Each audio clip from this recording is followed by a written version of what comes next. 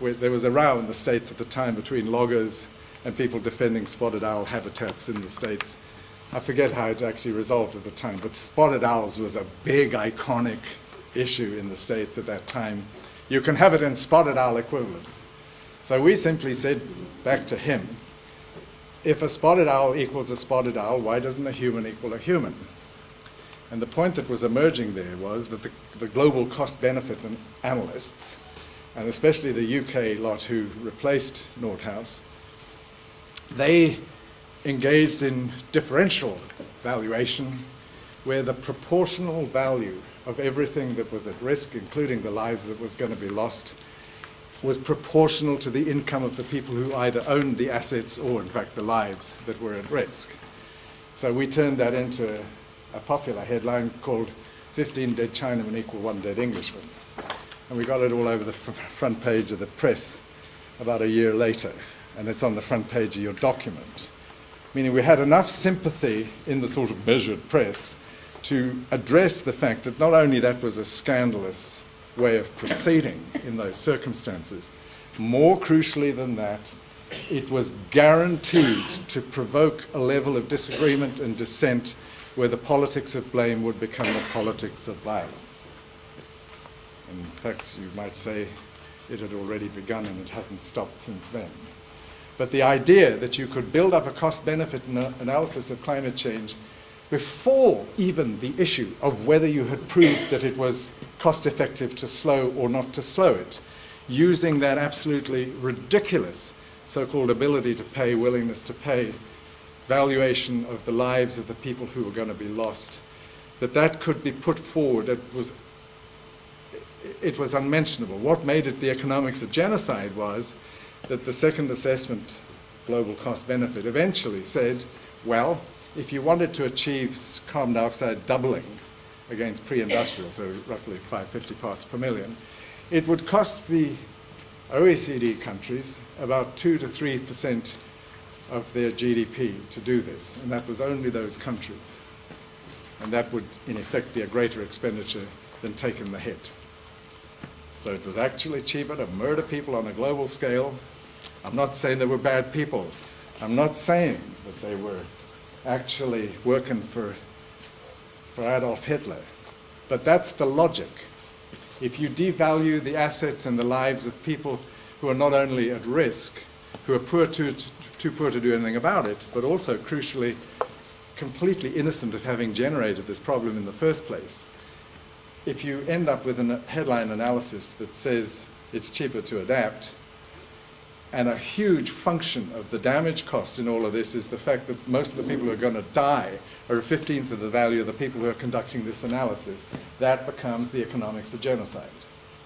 And we thought it was important to tell them this as prominently as we could, so there's another piece in here, in fact another couple of pieces in here. There's our own essay in the IPCC at the time it was published, that's pages 5 and 6.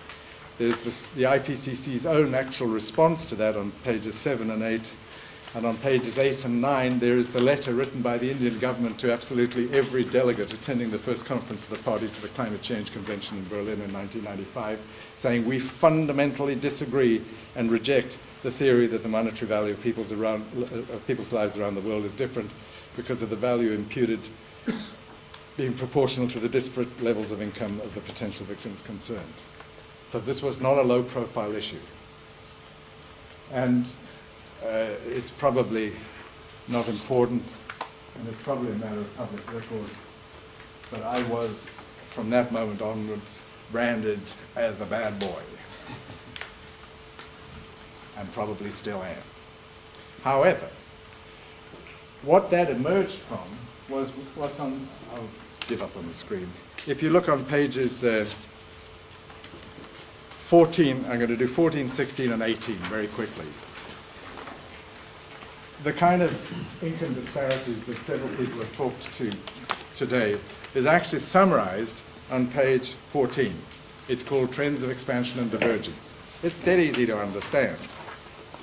If you take a growing population in the middle, up to around about 5.5 billion in 1990, we divided them into what we called creditors and debitors. There were 2 creditors for every debitor. How did you work that out? Well, in 1990, crudely, there were 6 billion people in the world. There was, I think it was $18 trillion of US hard currency equivalent GDP in the world that year.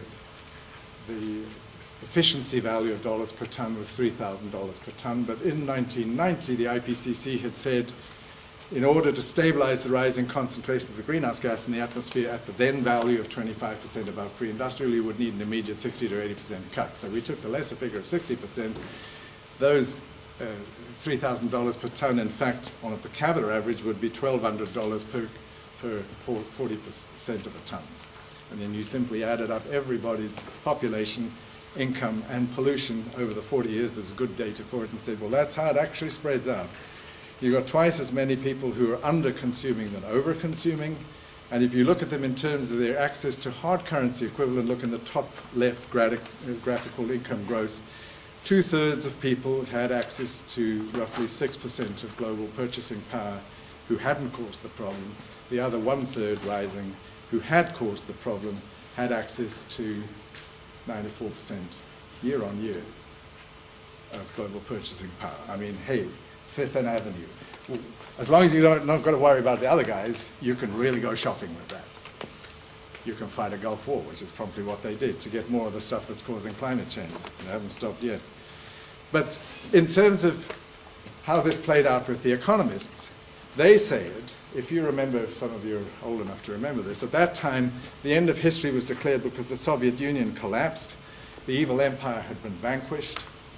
The end of history had arrived because this neoliberal agenda of everybody finally going shopping had arrived, those who had the money, of course.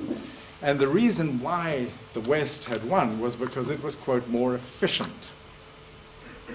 Meaning little people in China and India and the Soviet Union were variously inefficient, evil, and all the rest of it. The West was efficient, except that, around about that time, one very embarrassing point came with that. And that was the recognition by the IMF, this is in their quarterly report of 1994, that the issue of so-called purchasing power parity was really important. Does anybody not know what that means? Nod or shake.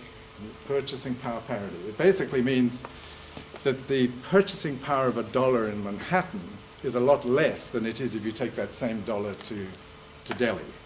You can buy maybe one hamburger in Manhattan. You can probably buy 5 hamburgers, for argument's sake, in Beijing. So you have the local currency purchasing power, which internationally is quite different from what it'll buy once you've been through exchange rate controls. So the IMF recognized this was a big issue, and they said it should be understood that the issue of purchasing power, in fact disparity, has got to be addressed. It was already being addressed by the bank and Pennsylvania State University, them Quakers again. And they pointed out that the Chinese renminbi was 5 times more valuable at home than it was on the international market. And they said, and that is a reason. China is 5 times more economically powerful than is being admitted by the official data. That is a reason why China must no longer get ODA, Overseas Development Assistance. And then they said, and this is the killer clause, but of course it should be understood that all international debt service and international trade will continue to be conducted in hard dollar, hard currency equivalent. I thought, gotcha. So you turn over to this page. So, okay, you want to play efficiency games? Here it is. You can look at this in full detail at the link that's shown, but you can see a few of the flags to get a feel for what's going on here. You've got 3 traces. The red line for the year 1990 is tons per capita for all countries, from low on the left to high on the right. The yellow trace is purchasing power parity adjusted dollars, from low on the left to high on the right. You can see the correlation, not only is very strong, but it becomes closer the further right you go. And then the final line, the one that's coming down, is a line of flags for all countries at the UN. And what it shows you is that in these purchasing power parity this is economics. It's, it's complete, excuse me, I wasn't going to swear, but I'll say it once. It's complete bullshit.